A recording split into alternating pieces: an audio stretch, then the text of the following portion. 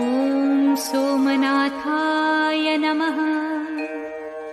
ॐ मल्लिकार्जुनाय नमः।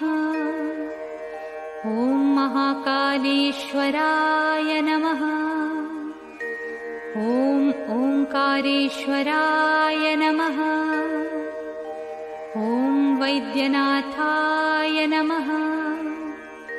ॐ भीमशंकराय नमः। ॐ रामेश्वराय नमः। ॐ नागेश्वराय नमः। ॐ विश्वेश्वराय नमः।